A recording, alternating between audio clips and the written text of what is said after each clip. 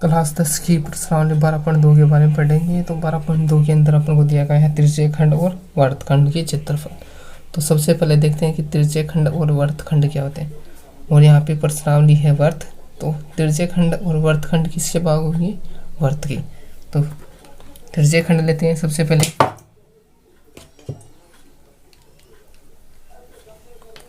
तो सबसे पहले त्रिज्यीय खंड लेते हैं। इधर ले लिया अपने त्रिज्यीय खंड। तो त्रिज्यीय खंड क्या हो जाएगा? वर्त का वह भाग जो दो त्रिज्या तथा एक चाप के मध्य का भाग हो जाएगा त्रिज्यीय खंड। तो इसको लिख देते हैं। वर्त की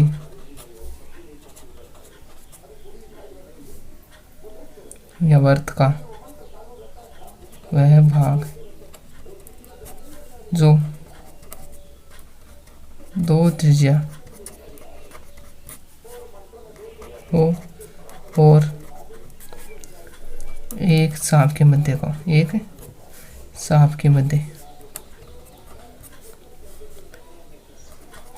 भाग हो जाएगा त्रिज्यीय खंड। ठीक है, इसको डायग्राम से देखते हैं। जैसे कि ले लिया अपने, ये कोई वर्त है, ठीक है, जिसकी दो त्रिज्या ले ली। त्रिज्या दोनों वर्त की त्रिज्या होती है सभी बराबर। ये ओ केंद्र मान लिया, तो ये भी आर त्रिज्या है वर्त की और ये भी आर त्रिज्या, ठीक है। और इस वाले भाग को दर्शा दिया वर्त की चाप, जिसको नाम दे देते हैं। इसको ए से दर्शा दिया और बी को। तो यहाँ पे इसको दर्शा दिया पी। नीचे वाला भाग ए पी बी हो जाएगा छोटी चाप, और ऊपर वाले भाग को दर्शा देंगे क्यों से, ये हो जाएगा बड़ा भाग। तो ये वाला भाग ए ओ बी पी क्या हो जाएगा? त्रिज्यीय खंड हो जाएगा। और इसी प्रकार से ऊपर वाला भाग भी क्या होगा? त्रिज्यीय खंड होगा, जो कि हो जाएगा बड़ा। नीचे वाला छोटा है, ऊपर वाला भाग भी क्या है? त्रिज्यीय खंड है।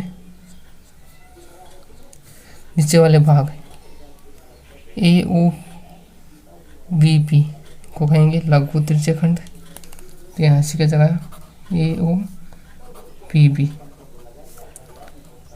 लघु त्रिज्यीय खंड,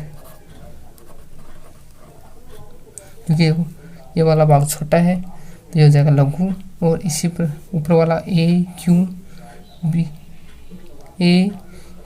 बी ओ हो जाएगा दीर्घ। ए क्यू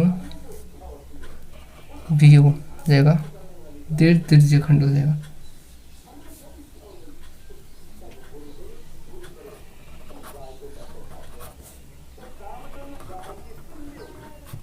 ठीक है, बड़े वाले भाग को कहेंगे दीर्घ और छोटे वाले को कहेंगे लघु।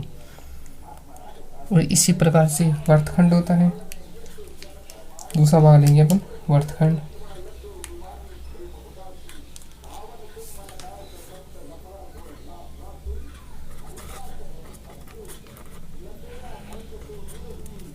और वर्तखंड क्या जाएगा?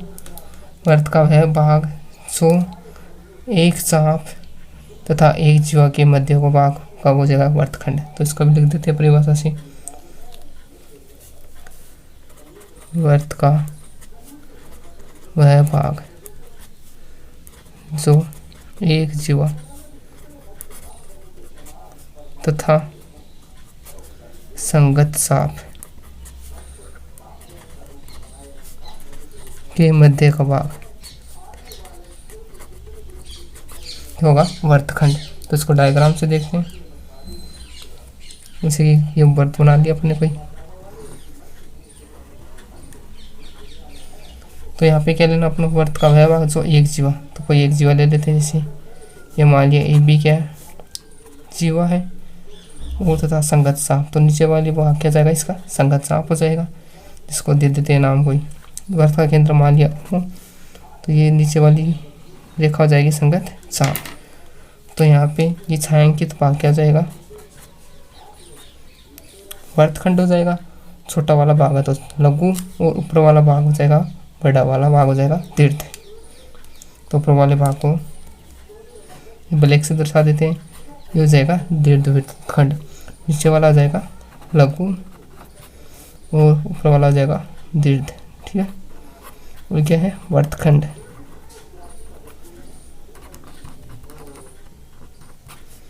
ये तो हो गई इनकी परिभाषाएं, यानी दो त्रिज्या तथा एक चाप के मध्य का भाग हो जाएगा त्रिज्या खंड, लघु छोटे वाला लघु और बड़े वाला दीर्घ। एक जीवा तथा एक चाप के मध्य का भाग हो जाएगा वर्तखंड, छोटे वाले को बोलेंगे लघु, बड़े वाले को बोलेंगे दीर्घ। अब इसके बाद में इनके सूत्र देखते हैं, इनके क्षेत्रफल के सूत्र क्या होते हैं। तो लिखते हैं त्रिज्या खंड का क्षेत्रफल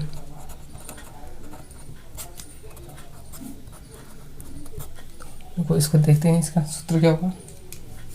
दो त्रिज्या खंड के बारे में हमने देखा है, त्रिज्या खंड क्या होता है, दो त्रिज्या तथा एक चाप के मध्य का पान। तो जिससे इसको यहाँ पे डायग्राम बना लिया वापिस से। ये क्या कोई वर्त है जिसकी दो त्रिज्या ली, वो केंद्र है आर और आर इसकी त्रिज्या है। त्रिज्या खंड हो जाएगा दो चाप, दो त्रिज्या तथा एक चाप के मध्य का ए ओ, इसको बी, नीचे वाले को दे दिया पी नाम, इसको दे दिया क्यू नाम। ठीक है, तो ये वाला भाग क्या हो जाएगा त्रिज्या खंड हो जाएगा लघु, और ऊपर वाला जाएगा दीर्घ। अब देखो अपन को किसका त्रिज्या खंड याद करना है, वर्त का। तो वर्त का क्षेत्रफल का सूत्र क्या होता है, पाई आर स्क्वायर। तो पहले निकालेंगे अपन लघु, यानी इस वाले भाग का त्रिज्या खंड, तो हो जाएगा नंबर 1 लघु त्रिज्या खंड।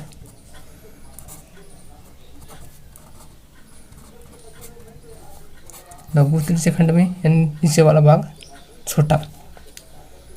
और अपन मान लेते हैं कि दोनों त्रिज्या ओ ए तथा ओ बी के मध्य वाला कोण, ये वाला कोण कितना है थीटा मान लिया। ठीक है, तो लघु त्रिज्या खंड का क्षेत्रफल हो जाएगा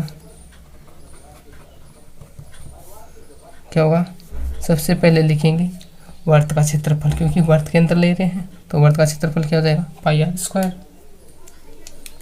लघु वर्त का क्षेत्रफल पाई आर स्क्वायर। ठीक है, और उसका कितना छोटा वाला भाग है थीटा, थीटा कोण वाला भाग लेना है। तो ऊपर ले लेंगे थीटा कोण, और नीचे बटा मिल जाएंगे। एक वर्त के अंदर एक बिंदु के चारों ओर बना कोण कितना 360, तो नीचे आ जाएगा 360। तो ये किसका हो जाएगा लघु वर्तखंड का क्षेत्रफल। ठीक है, इसके बाद अपन देखते हैं दीर्घ वर्तखंड का क्षेत्रफल का सूत्र क्या होता है। तो दूसरा देखते हैं, दीर्घ त्रिज्या खंड का क्षेत्रफल।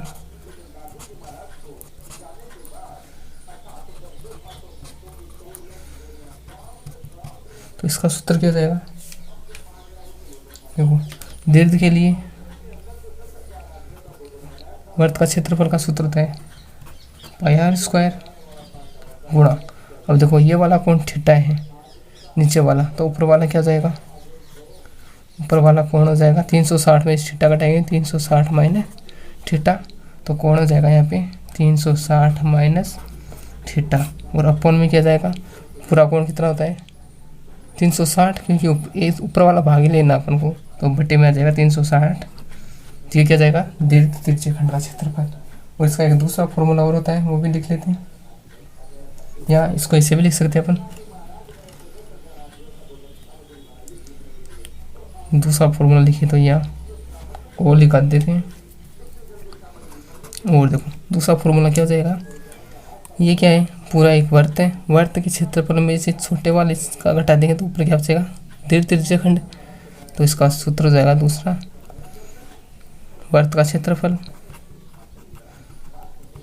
माइनस लघु, यानी छोटे वाले को घटाएंगे तो शेष क्या बचेगा बड़ा, तो माइनस लघु त्रिज्या खंड का क्षेत्रफल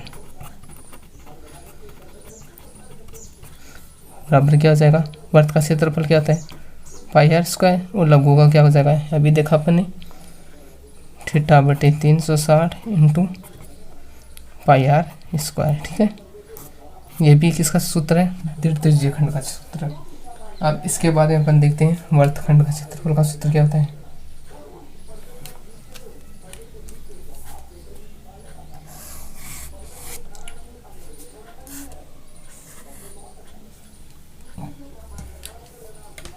तो इसको दर्शा देते हैं वर्तखंड का क्षेत्रफल का सूत्र।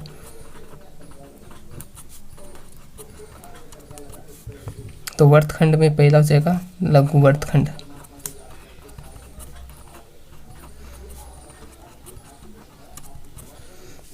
जैसे अपन ने अभी देखा है, ये क्या है, एक जीवा और एक सांप के मध्य का भाग क्या हो जाएगा, वर्तखंड। छोटा वाला जाएगा लघु, बड़े वाला जाएगा दीर्घ। तो वर्तखंड का क्षेत्रफल क्या हो सकता है, जैसे डायग्राम से देखते हैं इसको। ये मान लिया अपने को क्या वर्त है जिसकी त्रिज्या है आर, ये वाली आर, ये केंद्र ओ है, इसको ए बी, नीचे वाले को पी से दर्शा देंगे। और क्यों पी और क्यू से क्यों दर्शाएं, क्योंकि इससे मालूम चल जाएगा छोटा वाला भाग तो है ए पी बी और बड़ा वाला भाग है ए क्यू पी। अगर अपन ए पी और क्यू नहीं दर्शाए तो ए बी रह जाएगा, जिससे मालूम नहीं चलेगा छोटा कौन सा है बड़ा। तो छोटे वाला ए पी बी और बड़े वाला ए क्यू बी। तो यहाँ से देखना अपन को लघु वर्तखंड का क्षेत्रफल का सूत्र क्या होगा। तो देखो ये क्या है, ए ओ बी पी, क्या है एक त्रिज्या खंड अभी देखा आपने, और इसका ए को बी से मिला दिया तो क्या बन जाएगी, जीवा और तो नीचे वाला भाग ये क्या जाएगा, लघु वर्तखंड, ये जाएगा लघु वर्तखंड। तो इसका क्षेत्रफल का सूत्र क्या हो जाएगा, ए त्रिज्या खंड ए ओ बी पी का क्षेत्रफल में से किसको घटा दें, त्रिभुज ए ओ बी का क्षेत्रफल। तो नीचे वाला भाग बचेगा, तो देखते हैं क्या जाएगा, लघु त्रिज्या खंड। क्या दर्शाए लघु त्रिज्या खंड, ए ओ बी पी का क्षेत्रफल। इस पूरे में से किसको घटाते हैं, नीचे वाले, यानी नीचे वाला का बचेगा जब ए ओ बी पी में से किसको घटाते हैं, त्रिभुज ए ओ बी का क्षेत्रफल माइनस त्रिभुज ए ओ बी का क्षेत्रफल। तो ये किसका हो जाएगा, लघु वर्तखंड का क्षेत्रफल का सूत्र हो जाएगा। और इसके बाद में अपन देखते हैं नंबर 2 पे दीर्घ वर्तखंड का क्षेत्रफल।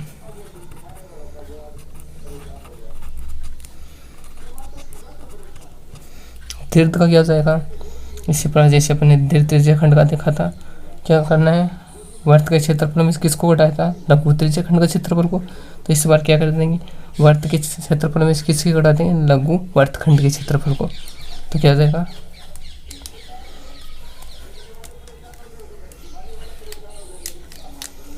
वर्त के क्षेत्रफल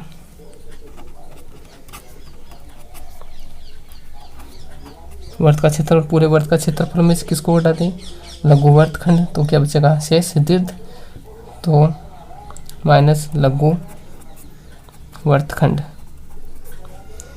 क्या दर्शाएं इसको नाम, ए पी बी, यहाँ ए बी पी माइनस लघु वर्तखंड ए बी पी का क्षेत्रफल। तो क्या बचेगा, शेष, ये वाला भाग हटा देगा, शेष वाला भाग बचेगा अपना ऊपर वाला दीर्घ वर्तखंड। ठीक है, ये वाला कौन लिया था, थीटा, ऊपर वाला दीर्घ है और नीचे वाला लघु। इसके बाद में अपन देखते हैं प्रश्न